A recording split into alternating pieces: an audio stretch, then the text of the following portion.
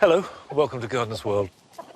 We've always kept the chickens in the orchard here at Longmeadow, which I planted, I suppose, about 16 years ago now. But in that 16 years, I don't think I've ever known a year where we've had so much fruit. The trees are just laden with them and are pretty ready for picking. And you can see on a fruit like this, which is Jupiter, it's worth checking them to see if they're ready. And the best way to do it is either give them a twist like that or just lift them up. And if it stays on the tree, it's not ripe. But do keep an eye on them, because autumn seems to be about 2 to 3 weeks ahead of time.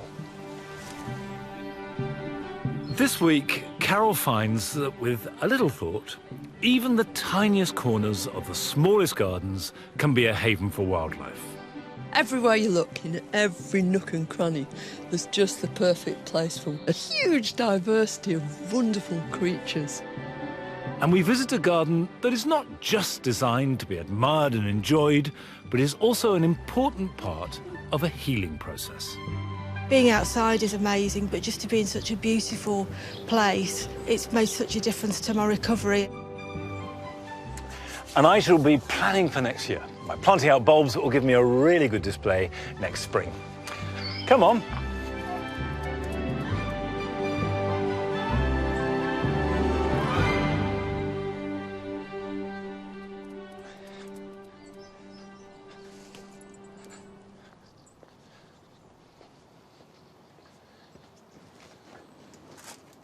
These grapes are Black Hamburg. We planted the vine last year, and last year and this year, really all attention has been put into developing the vine. This year, it's grown much stronger. We've got a structure forming and 4 bunches of grapes, which are beginning to ripen. Let's taste that. It's a little sharp, but from next year, we'll start to treat the grapes as a proper harvest, having established a decent framework for the vine. And of course, that will just get better and better as the years go by. Come, Nige.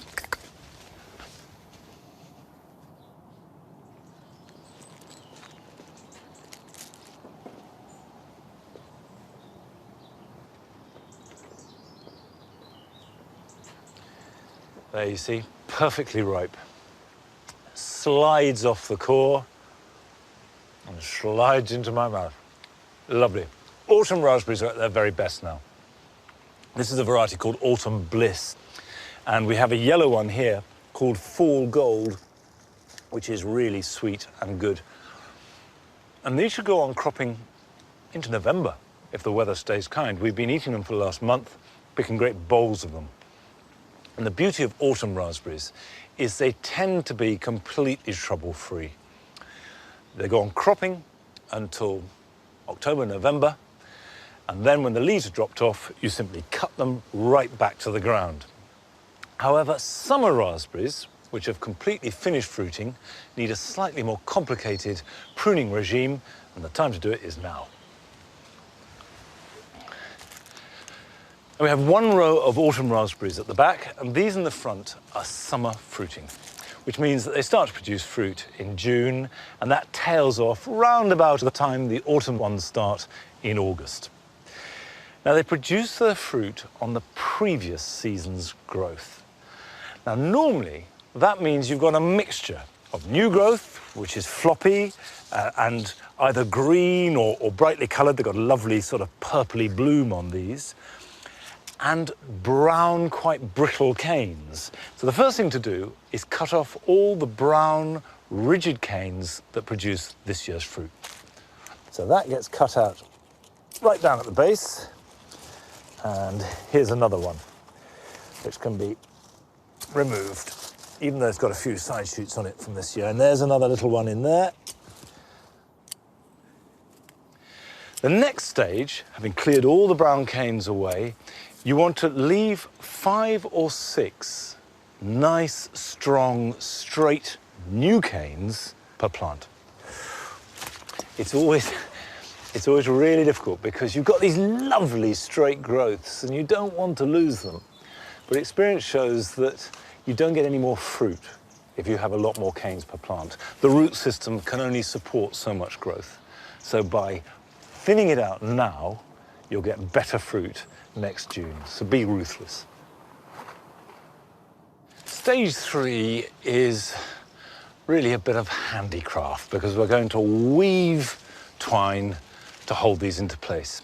And it is important with summer fruiting raspberries that there is a strong structure for them because they've got to stand all winter and they'll act a bit like a sail, so easily blow around, and they've got to bear fruit all summer. So I've got a long length of twine. Take the first one,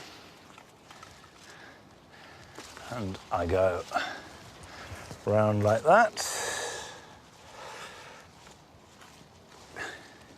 And you can see that I'm fanning these out equidistant.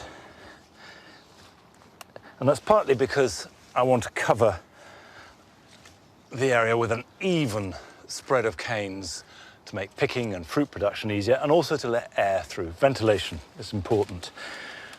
Now you can see I do it as a kind of weaving process and don't tie each one individually. There's no reason why you can't. It's just that it's a bit fiddly. And you have to have lots and lots of pieces of string and you need to keep cutting them. And these fingers weren't made for little detailed fiddly work. Whereas by having one piece like this, I can keep the tension and it's nice and tight and strong. Now I'll repeat the tying process along this top layer and these will be held really strongly. One of the problems with raspberries is that blackbirds adore them. So we try and keep that particular piece of wildlife out of this piece of garden whilst we're harvesting the fruit. But Carol has been looking at ways of attracting as many varied types of wildlife into the garden as possible. And this week, she's visited Brigit Strawbridge down in Dorset to see the ways that she's gone about attracting insects, and in particular bees, into her garden.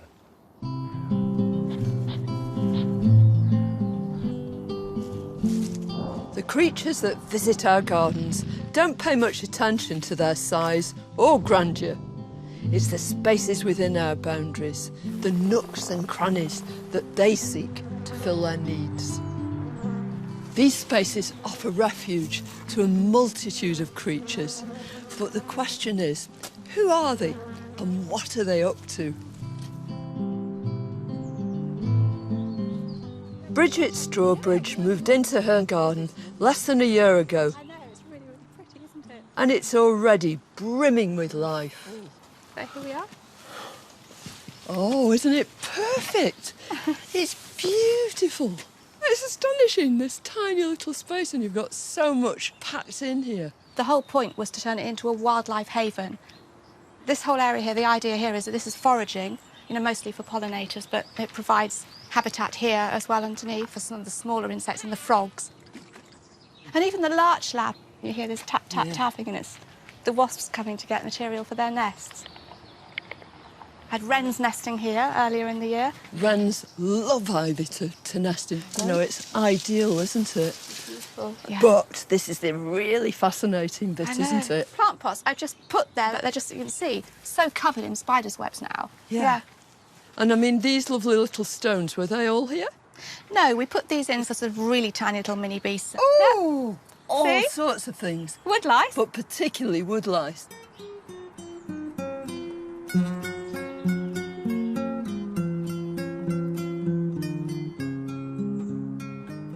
Your whole garden is alive with life, isn't it? And so many wonderful plants for things to pollinate. The plants that I really have bigged up on are the plants for bees, because it's bees that I love. I absolutely adore bees. Right, what, honeybees? No, yeah, you see, that's funny. When you say bee, people think honeybee. Actually, there are 267 species of bee in the UK alone, and one of them is a honeybee.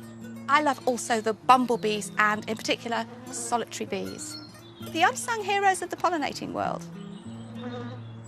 This, for instance, is a plant that I have planted specifically for one type of solitary bee, and it's a solitary bee called the wool-carding bee. This is called Stachys lanata, lanata meaning woolly. And this is what is attractive to the female wool-carding bee, who will come and actually card the hairs on this leaf to use to construct her nest. Now, there's a male. So the male of the species knows this.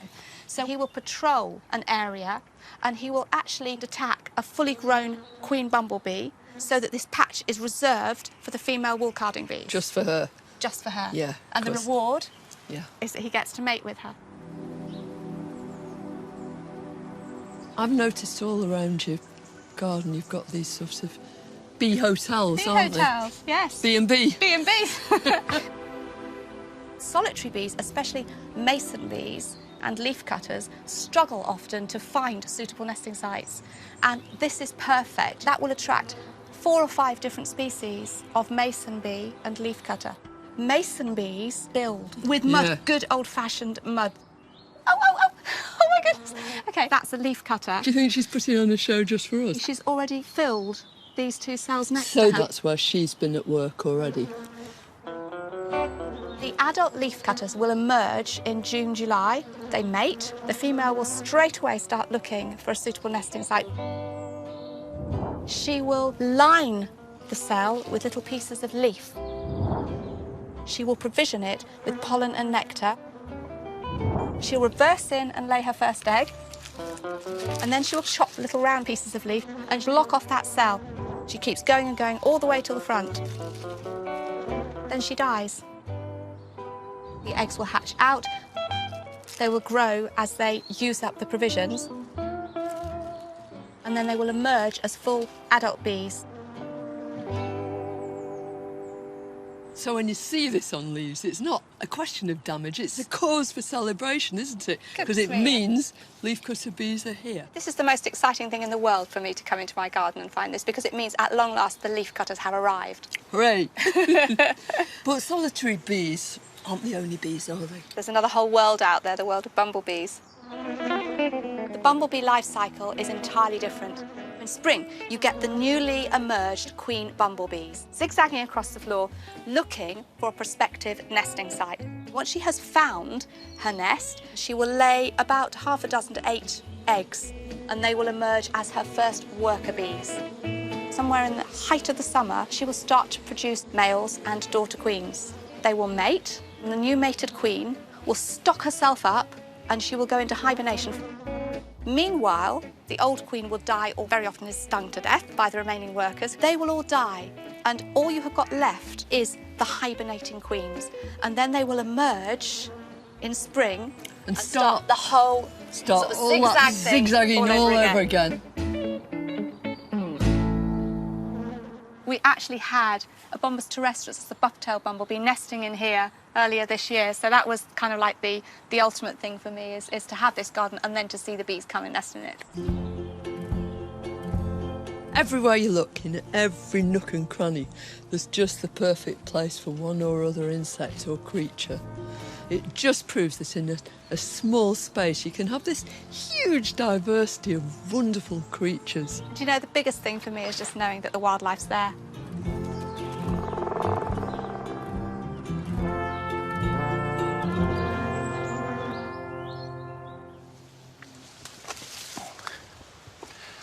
I think the really important thing at this time of year to attract wildlife into your garden is not so much what you do, it's what you don't do. Don't tidy up too much. That's the best thing you can possibly do at this stage as we go into winter. Leave some cover for every kind of creature. Now, talking about cover, I covered these cabbages with a net to keep the pigeons off when I planted them. And the pigeons haven't eaten them. But the cabbage white caterpillars have had a field day. And because the net was on it, the birds couldn't get at the caterpillars to eat them, so our whole organic balance system was thrown out of kilter, and human nature meant that it was more difficult and more trouble to hand-pick them off if you had to lift the net every time to get at them. Long and short of it is, the caterpillars have done more damage than the pigeons would have done if we hadn't netted it at all. They're recovering, but they take a beating. However, there will be enough cabbages for winter, but I want to plant some cabbages now for next spring.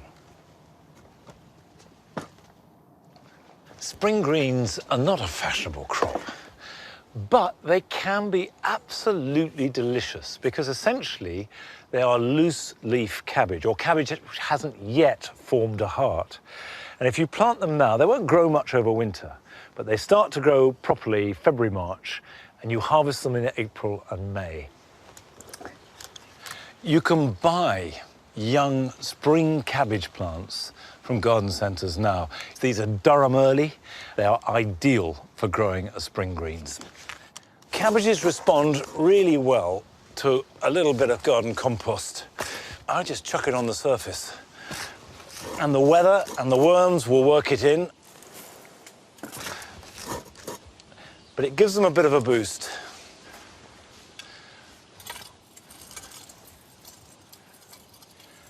I know that spring greens have a slightly unglamorous reputation. There's sort of a touch of the school dinner about them.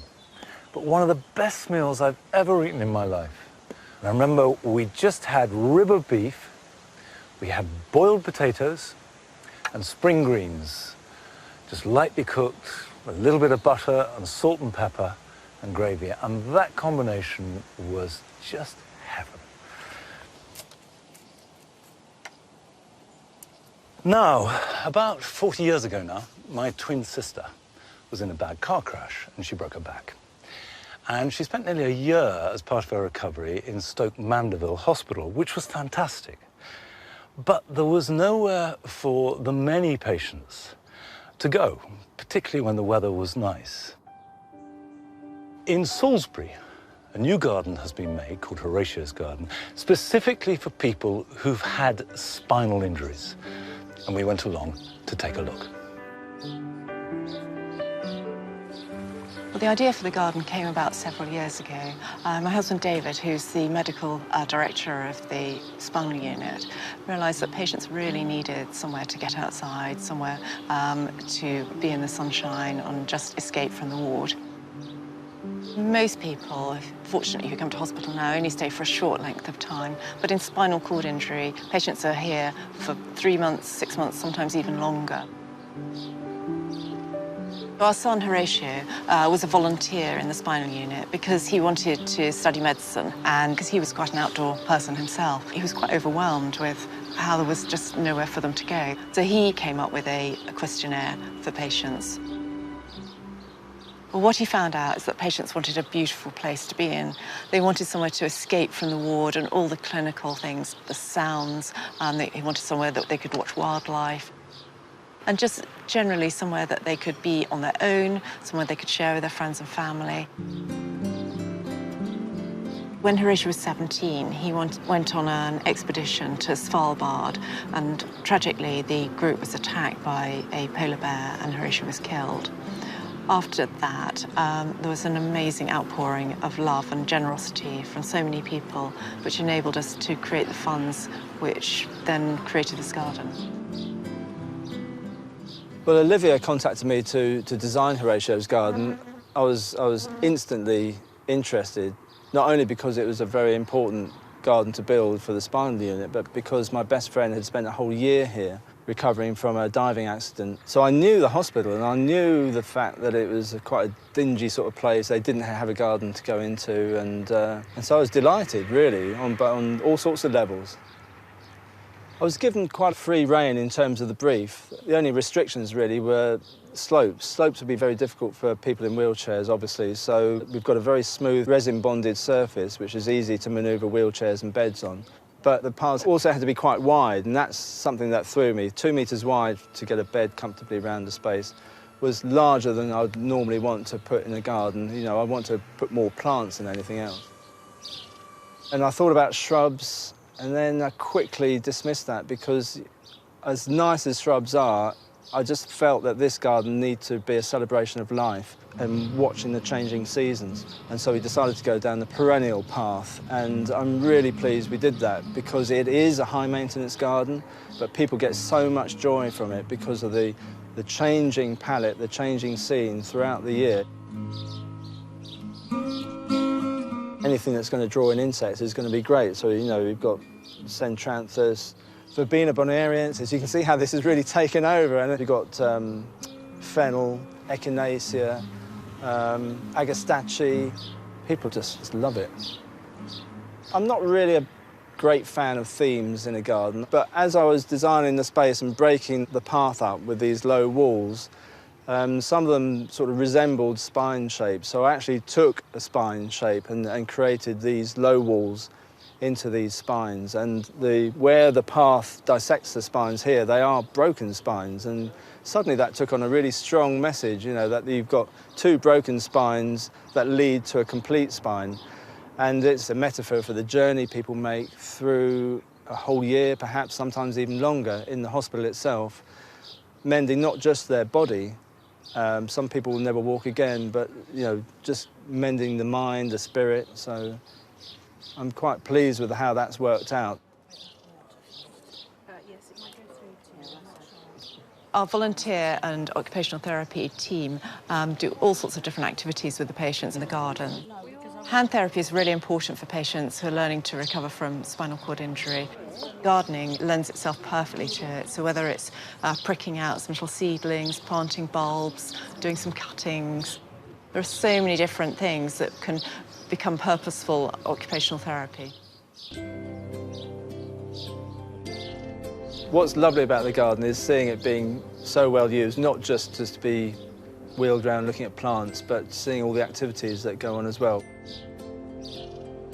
There have been some really interesting studies that show that being outside in green space, and particularly in a beautiful garden, can improve recovery rates, can decrease the need for pain relief, can improve vital signs, and really importantly, can reduce hospital's length of stay.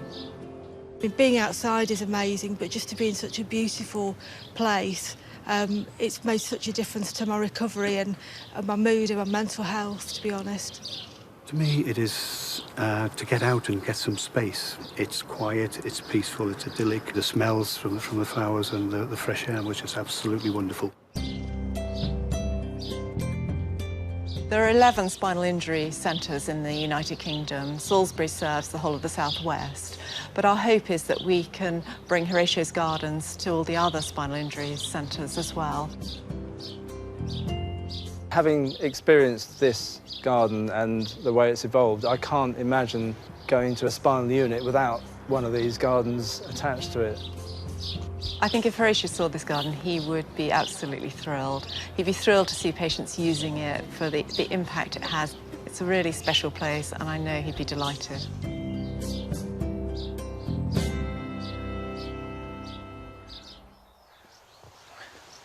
Well, there's no question that whatever your garden is like, it can give limitless pleasure. And also there's no question that whatever your troubles, gardens heal.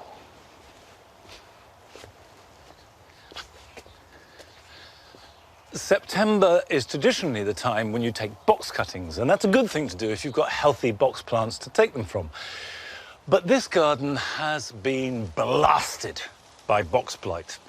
And the game is up, really, as regards the future of box here at Longmeadow. I intend to replace a lot of the box in this garden with yew. But if I went and bought a mass of yew plants, let alone big ones, that would cost a fortune. However, you can now take yew cuttings, particularly if you've got a yew hedge that hasn't yet been clipped. And amongst the other jobs you can be doing this weekend, that's a good one to be starting with. Choose strong, straight shoots and cut them to at least 6 inches in length.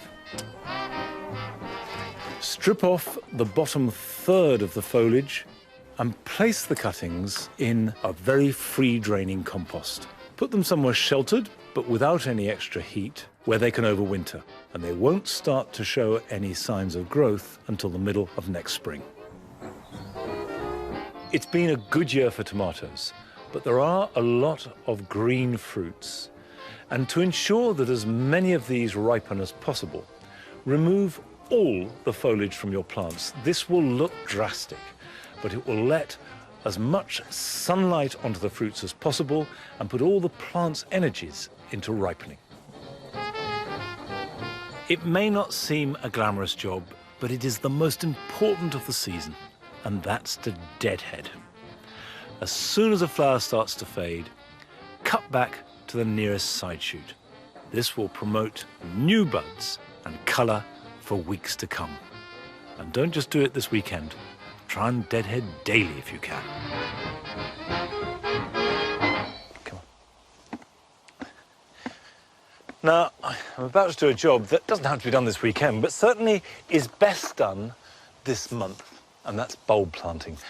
Here in the copse, we've got a number of bulbs that are working through, and they're mixed up with plants. We've got, for example, really a mass of crocus, and they're over by March, and we have primroses and cowslips they work through, and wood anemones, and I've got some bluebells to plant. Individually, bluebells are lovely, but we appreciate them best en masse. And anybody who's seen a bluebell wood, which is just carpeted with that shimmering blue in late April or early May, knows that nothing else really can match it. Now, it'll take a while for that to be the case here, but it can happen, and we can make it happen. There are a number of things, though, to be aware of when dealing with bluebells. The first is there are two types. There's the English bluebell and the Spanish bluebell. And English bluebells you can tell because they curve and all the flowers hang down on one side, whereas Spanish bluebells tend to be upright and the flowers whirl around them. The bad news is that A, Spanish bluebells tend to dominate English bluebells, and B, they hybridize. So if you live near a lovely bluebell wood, do not plant Spanish bluebells in your garden, just in case they cross-hybridized. It doesn't matter what kind of bulbs you're planting. If you want them to look naturalistic, there are really only two ways to do it. You can either just take a handful and throw them on the ground and plant them exactly where they land. Don't try and reorganize them. It always looks artificial. The other way is to plant them in groups of, say, 5 or 7 in a little cluster, and then another one over there and another one over there at random, and those groups will join up. Well, having thrown those down, I will start to plant them. Bluebells want to go in at least twice their own depth, and at this time of year, the ground is often hard, so what's good about the wetness we've had this year, it is soft enough to get a trowel in. But the main thing is to make sure it's deep enough, and if in doubt, go deeper. Never plant bluebells into a border because they can and will become invasive. And what they really like is light woodland. So an area like this, which has got grass growing underneath trees or shrubs, is absolutely perfect.